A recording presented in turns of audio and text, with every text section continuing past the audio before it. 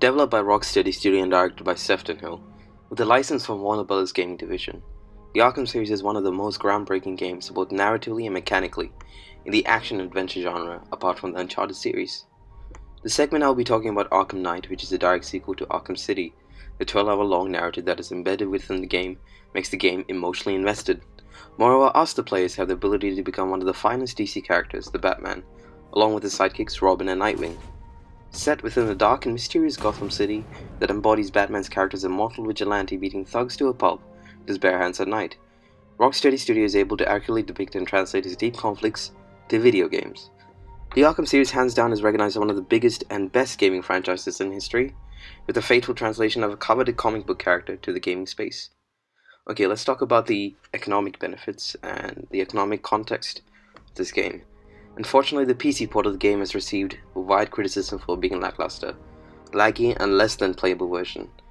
Where the Xbox and PlayStation versions was the fastest selling game with almost 5 million units sold by October 2015, considering the game was sold internationally on June 23rd.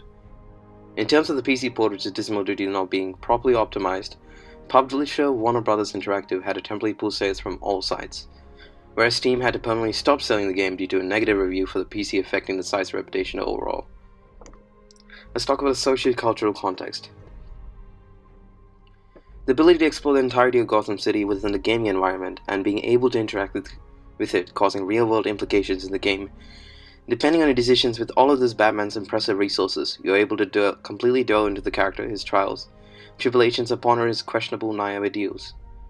The game is loosely based on the Red Hood from the highly coveted storyline of the death of Jason Todd, the former Robin, with Batman being infected with the Joker virus, a last-ditch effort from the Clown Prince of Crime to turn Batman into his likeness, through his meticulous planning to put Gotham City through another bout of chaos.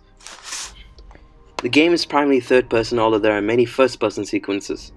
The highly praised death sequences before respawn is captivating, with different villains looking down on Batman, who through our point of view is ostracized and humiliated in his efforts to save his city. But the third-person point of view is very important towards engaging a player's perspective of the protagonist character, in this case becoming Batman fully. Utilizing his gadgets, his sidekicks, his investigative methods, and moreover, his insanely satisfying combat skill that resonate a more brawler style. An important aspect of the third-person action-adventure games is that it is used for exploration and interaction within the game space. In the case of Arkham Knight, quite useful since the player has to solve puzzles, clues, and crimes to get the killer or villain, no matter if it's a side quest or main mission. Arkham Knight also uses first-person views in many situations, one of the most memorable being in the final chapter. In order to get rid of himself of the Joker, he travels within his subconscious. The player is able to become Joker in the first person, causing him to have more of a presence like he does in Batman's life. He shoots at Batman statues, finally finding Batman at the Arkham Asylum Treatment Facility, a place where both characters have rich and terrifying history. This is how the game is experienced by us, the players. With the third person, we are able to manifest into the character of Batman, seeing the world through his eyes. With the help of game mechanics, we are able to interact how he does in a detective manner, analyzing objects, people, and even fighting styles to take down an enemy, with a range from stealth to all-out brawler mode. Okay, let's talk about the design and technical aspects of this game. How does the genre work at the game? What design and play elements are important, influential, popular in this game? Okay, apart from the plethora of gadgets Batman is able to use like his grapple gun, remote control batarangs, explosive gel, hacking devices, voice synthesizer, and so on, the biggest game mechanic in this open world sandbox game is his Batmobile, a literal unstoppable tank-like vehicle that damages structures within the gaming environment. This is a very important aspect of the game, as the Arkham Knight uses the Batman vehicle as a way to solve puzzles, interact with people, defeat villains, and also drones within the game.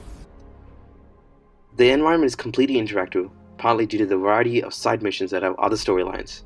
The gaming environment design is run on Unreal Engine 3, developed by Epic Games. The design is absolutely drawn from the comics, capturing the feel and breadth of the mysteriously crime-ridden Gotham City. The game uses a Hollywood tier 3-act narrative structure at the beginning, the climax, the end, or the resolution. But moreover so, the game also utilizes a flexible experience, meaning that through side missions, Rocksteady is always given feedback and able to tailor the game experience to the player. Another important factor when playing the game is the controller layout and interface. Using tried and tested tropes such as directional analog movement, players can easily access and interact with Batman's many gadgets and movement. Actions like stealth takedowns and combat moves are most easily accessible, whereas gadgetry is available through the D-pad for the Xbox version. And you can also glide, take flight with RT or LT. And these combat moves are very easily accessible. With the narrative arc, Arkham Knight is able to build rich stories and comprehensive characterizations. This is further impacted by motion capture technology that was used within the game, making it grounded in a sense of reality as emotional cues can be better understood during dialogue or in-game sequences. It is quite hard for developers like Rocksteady to create open-world games with such detail and intrigue, as it's a fairly recent company, established in 2004, famously known for developing and focusing on a single game with each release. So everything is invested in this one game. Okay, now let's move on to some theory utilizing Roger Calios' elements of play. We can further analyze in Arkham Knight. We can first look how the game is governed by rules that suspend ordinary behaviors and laws followed by players. This can be seen throughout the game. Although Arkham Knight is open world, rules within the game ensure Batman when jumping into water, he simply evades it. Whereas in the real world, he would go into the water, or he would swim, or do whatever, maybe drown. Moreover so, there are many factors that help the player recognize that it isn't grounded in our reality. Like Penguin's Palace, the non-existent government military forces when Gotham is pretty much under siege, with Batman figuring everything by himself. Taking a group of armed thugs all by himself for many nights without a feeding window, without any training montages, nothing. He just simply fights. Like a superhuman. But taking on a group, what attracts the player through Arkham Knight, in a sense, is a crime-fighting fantasy. But it has some real rules where the characterization of the rogue gallery. Each villain is motivated by more often than not human motives. We can look at the Arkham Knight, whose spoiler alert turns out to be the former Robin, Jason Todd. But the Joker made him believe Batman abandoned him.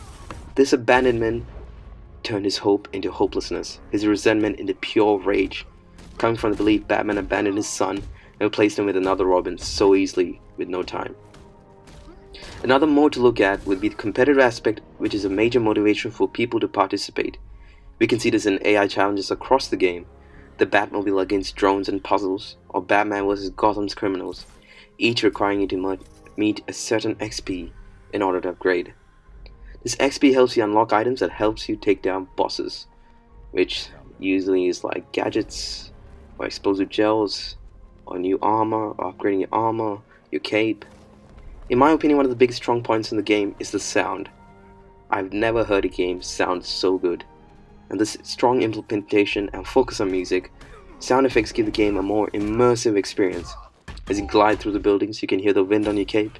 As you fall, you hear a thud, and the most satisfying is when Batman engages with his enemies. The soundtrack kicks in as the rain trickles down your back as you hit thugs, the satisfying crack of the knuckle as it hits their face, and the kicks makes you feel like you're in a real fight. Moreover so, the eerie screams of people being robbed or killed can be heard in the background. As you fly over Gotham City, some just sounds created in your head by the Joker in your subconscious due to the virus. Thanks for watching.